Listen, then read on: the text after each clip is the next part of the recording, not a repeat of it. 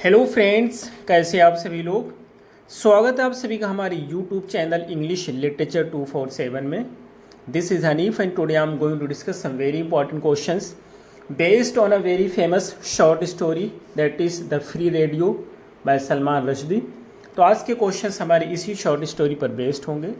If you are preparing for DSSB TGT then this video is going to be fruitful for you. या आप किसी भी exam की preparation कर रहे हैं जिसमें इस स्टोरी को इंक्लूड किया गया है तो फिर ये वीडियो आपके लिए यूज़फुल होने वाली है। इससे पहले हमने कई सारी वीडियोस बनाई हैं जो को वो सारी वीडियोस आपको प्लेलिस्ट में मिल जाएंगी, वहाँ से जा कर के आप वॉच कर सकते हैं। और यदि आप हमारे टेलीग्राम चैनल को ज्वाइन करना चाहें तो इसकी लिंक आपको इस वीडियो के डिस्क्रिप्शन बॉक्स में मिल जाएगी, जहाँ से आप हमारे टेलीग्राम चैनल को ज्वाइन कर सकते हैं। तो चलिए हम शुरू करते हैं अपने आज की इस वीडियो को। पहले इस स्टोरी के बैकग्राउंड को हम समझेंगे। ये जो स्टोरी है जिसका नाम है द फ्री रेडियो, इसका जो मेन कैरेक्टर होता है जिसका नाम है रामानी, इसमें रामानी के लाइफ की जर्नी को बताया गया है। और स्टोरी को नरेट करने वाला होता है एक स्कूल टीचर जो कि रिटायर्ड है। तो ये जो व्यक्ति रामानी होता है ये एक रिक्शा पुलर होता है, रिक्शा चला रहा होता है और इसको एक लड़की से प्यार हो जाता है। लड़की नहीं बल्कि एक औरत से प्यार हो जाता है जो विडो होती है। तो विडो से इसको प्यार हो जाता है लेकिन वो शादी नहीं करना चाहती उससे। उसके बाद में इसे एक स्कीम के बारे में पता चलता है और स्कीम ये होती है कि यदि ये नसबंदी कराएगा तो गवर्नमेंट की एक स्कीम होती है, इसको एक फ्री रेडियो मिलेगा। हालांकि ये स्कीम बंद हो चुकी है लेकिन इसको आइडिया नहीं होता है और जा करके नसबंदी करवा लेता है और फिर रेडियो इसको नहीं मिलती है।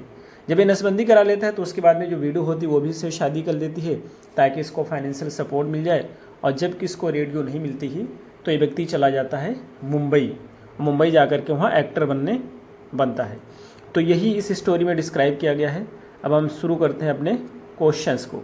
तो हमारा फर्स्ट क्वेश्चन है what is the narrator of the who is the narrator of the story. Story का नरेटर कौन है आपको बताना है। तो फर्स्ट का जो हमारा सही आंसर होगा वो सी होगा, यानी कि रिटायर्ड स्कूल टीचर, ये इसका नरेटर होता है। सेकंड क्वेश्चन है व्हाट इज़ रामानीज प्रोफेशन। आपको बताना है कि रामानी का प्रोफेशन क्या होता है। तो सेकंड का जो हमारा सही आंसर होता है वो बी है, यानी कि रामानी का प्रोफेशन होता है रिक्शा ड्राइवर होता है या रिक्शा पुलर होता है। Next question is third who does Ramani fall in love with. Ramani को किससे प्यार हो जाता है। तो थर्ड का हमारा सही आंसर होता है बी, यानी कि एक विडो से। Next question is fourth what false belief does Ramani hold about government's sterilisation campaign. ये कहना चाहिए गवर्नमेंट की जो नसबंदी की स्कीम होती है, जो अभियान चल रहा होता है, उसके बाद में कौन सा गलत विश्वास के बारे में इसको पता चलता है। तो फोर्थ का हमारा सही आंसर होता है C, he will receive a free radio. इसको पता चलता है कि उसको एक फ्री रेडियो मिलेगा अगर वो स्टेरिलाइजेशन करवाएगा, यानी कि नसबंदी करवाएगा। Next question is 5 why does the window show interest in Ramani. Ramani में क्यों इंटरेस्ट दिखाती है जो विडो होती है, क्यों उसकी दिलचस्पी होती है रामानी में। तो 5 का हमारा सही आंसर होता है C, she believes he can provide for her and her children. वो ऐसा विश्वास करती है कि ये जो रामानी है वो उसके लिए और उसके बच्चों के लिए फाइनेंशियल हेल्प प्रोवाइड कर सकता है, सपोर्ट कर सकता है। Next question is 6 how does Ramani react to promise of a free radio. ये कहना चाहते हैं जब रामानी से प्रोमिस किया जाता है कि अगर वो नसबंदी कराएगा तो उसको फ्री रेडियो मिलेगा, तो उस पर किस तरह से रिएक्ट करता है वो। 6 का हमारा सही आंसर होता है B, he is excited and tells everyone in the town. वो बहुत ज़्यादा एक्साइटेड होता है और इस इंसिडेंट के बारे में हर एक व्यक्ति को बताता है कि उसको फ्री रेडियो मिलने वाला है। Next question is 7 what happens to Ramani when he revisits the government caravan. Caravan यानी कि काफिला। तो जब गवर्नमेंट के काफिला को यानी कि जाकर के दोबारा से विजिट करता है तो उसके साथ क्या घटित होता है। तो 7 का हमारा सही आंसर है C, he is beaten by the man in the caravan. Caravan में उसकी पिटाई की जाती है लोगों के द्वारा। Next question is 8 what does Ramani do after his dream of the free radio is shattered. ये कहना चाहते हैं रामानी की जो ड्रीम होती है फ्री रेडियो पाने की, जब उसका ख्वाब चकनाचूर हो जाता है तो क्या करता है। तो 8th का हमारा सही आंसर है C, he leaves for Bombay to become an actor. वो बॉम्बे चला जाता है एक्टर बनने के लिए। Next question is 9th what do Ramani's friends encourage him to do. Ramani के फ्रेंड उसको क्या करने के लिए प्रोत्साहित करते हैं, इनकरेज करते हैं। तो 9 का हमारा सही आंसर है C, become a movie star in Bombay. उससे कहते हैं जाकर के तुम एक मूवी स्टार बनो बॉम्बे में। Next question is 10th what is the main theme of the story, story की मेन थीम क्या है आपको बताना है। तो 10 का हमारा सही आंसर होता है बी, यानी कि परसेप्शन वर्सेस रियलिटी। परसेप्शन यानी कि कॉम्प्रिहेंशन, अंडरस्टैंडिंग, और reality. Next question is 11th, why do Ramani's friends encourage his dream of becoming a film star. ये कहना चाहते हैं कि जो रामानी के फ्रेंड होते हैं, रामानी के जो फ्रेंड होते हैं उसको क्यों इनकरेज करते हैं एक फिल्म स्टार बनने के लिए। तो 11 का हमारा सही आंसर होता है B, they want to exploit him financially, क्योंकि वो फाइनेंशियली उसको एक्सप्लॉयट करना चाहते हैं। Next question is 12, what kind of life does Ramani claim to be living in Bombay. ये कहना चाहते हैं जब वो बॉम्बे में जाता है और वहाँ से लेटर लिखता है तो किस तरह की ज़िंदगी वो जी रहा है जो लेटर में लिखता है। तो 12 का हमारा सही आंसर होता है बी, एंड या सक्सेसफुल एंड प्रॉस्परस लाइफ, एक बहुत ही कामयाब और बहुत ही अच्छी ज़िंदगी जी रहा है वो लिखता है लेटर में। Next question is 13, why is it unclear whether Ramani's life in Bombay is real और इमेजिन। ये कहना चाहते हैं कि ये क्यों क्लियर नहीं होता है कि रामानी की जो लाइफ है बॉम्बे में वो रियल है या फिर इमेजिन्ड है, इसके बारे में क्यों क्लियरिटी नहीं होती है।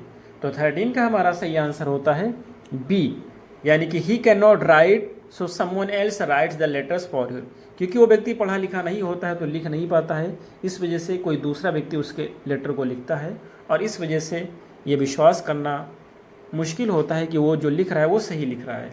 Next question is 14th, what does Ramani sell before leaving for Bombay, यानी कि बॉम्बे जाने से पहले रामानी कौन सी चीज़ बेचता है। तो 14 का हमारा सही आंसर होता है बी, हिज रिक्शा, अपना जो रिक्शा होता है उसको बेच देता है। Next question is 15, what does the narrator think about Ramani's dream of becoming a film star. ये कहना चाहते हैं नरेटर होता है, यानी कि जो स्कूल मास्टर होता है वो जो है रामानी की जो ड्रीम होती है एक फिल्म स्टार बनने की, उसके बारे में क्या सोचता है। तो 15 का हमारा सही आंसर है C, he doubts there realism, यानी कि उसके रियलिज्म की, उसकी सत्यता पर वो डाउट करता है। Next question is 16th, what is suggested about governments free radio scheme, यानी कि गवर्नमेंट की जो फ्री रेडियो स्कीम है उसके बारे में क्या बताया गया है। तो 16 का हमारा सही आंसर होता है सी, यानी कि it was discontinued long ago, ये जो स्कीम थी ये बहुत पहले बंद हो गई थी, लेकिन रामानी को पता नहीं था।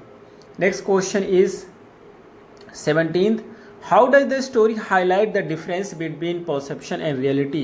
ये जो स्टोरी है किस तरह से हाईलाइट करती है परसेप्शन और रियलिटी के बीच में डिफरेंस को।